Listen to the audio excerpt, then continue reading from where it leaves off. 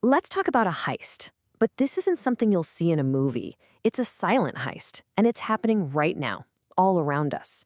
The targets are our most valuable secrets, and the thieves, well, they're patiently waiting for the ultimate master key.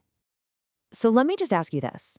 What if every encrypted message, every single financial record, every government secret that we think is locked down tight today could just be cracked wide open tomorrow? This isn't science fiction, you know. It's the reality of the quantum threat we're facing. All right, let's get into it. The first thing we need to understand is the heist itself. How does it actually work? And why is it so incredibly dangerous? The whole strategy has a name: Harvest Now, Decrypt Later. You'll hear it called HNDL. And honestly, it's as simple as it is brilliant. Adversaries are siphoning off and hoarding massive amounts of our encrypted data. Right now, it's just gibberish to them. But they're making a bet, a big one, that in the future, they'll have the power to read it all.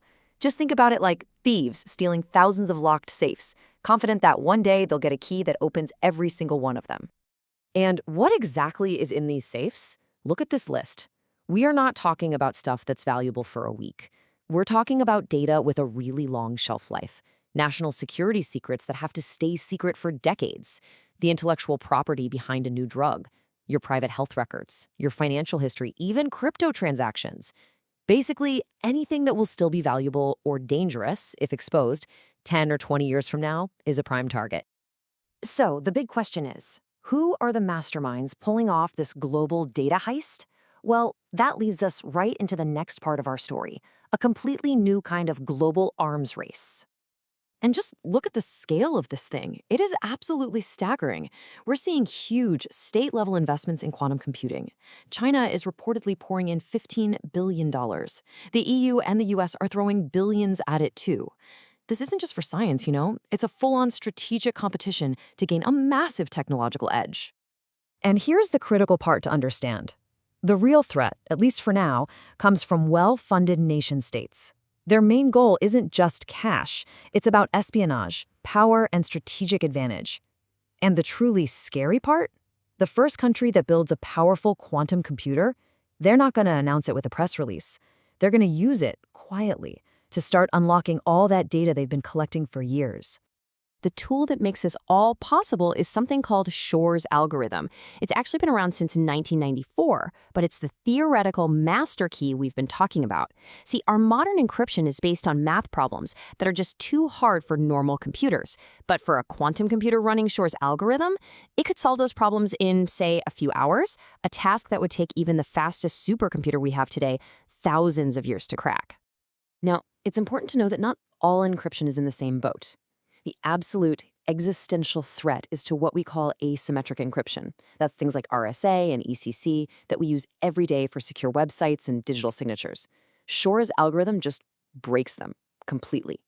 Symmetric encryption, like AES-256, it fares a bit better. It can be weakened by a different quantum trick called Grover's algorithm, but we can fight that off by just making the keys longer. That's why the whole world is laser-focused on replacing our public key systems first. Okay, that's enough about the problem. It's a big one for sure, but let's talk about the solution. How do we actually go about building a vault that a quantum computer can't get into? The answer lies in a whole new field called post-quantum cryptography, or PQC. And this isn't just a stronger version of what we have now. No, it's totally different. It's built on completely new types of math problems. Problems that we believe are incredibly difficult for both regular computers and quantum computers to solve. We're not just reinforcing the old locks, we're inventing a whole new kind of lock. And the great news is, we already have the blueprints for these new locks. After a huge, multi-year global competition, the U.S. National Institute of Standards and Technology, that's NIST, has picked a whole new suite of PQC standards. The main ones are based on something called lattices. But, and this is really smart, they also picked backup algorithms based on totally different math, giving us multiple lines of defense. It's a real defense-in-depth strategy. So that brings us to the really important part. What do we do about it? How does an organization, or even a government, actually defend itself? Well, you can't just flip a switch. It takes a solid plan. Now, this is always the first question people ask, and you can see why. It's huge. Do we really have to go back and re-encrypt every bit of data we've ever stored? The answer, thankfully, is no. That's not the goal. The real strategy is much, much smarter. It's called targeted rekeying. The idea is to focus on your most sensitive, long-term data. Instead of re-encrypting all that data, you just protect the key that encrypts it. You take that old key and you rewrap it with one of these new, powerful PQC algorithms. If you protect the key, you protect the data. It's that simple. So, how do you get there? It's a phased approach. And step one is the one everyone needs to be starting like yesterday. Preparation.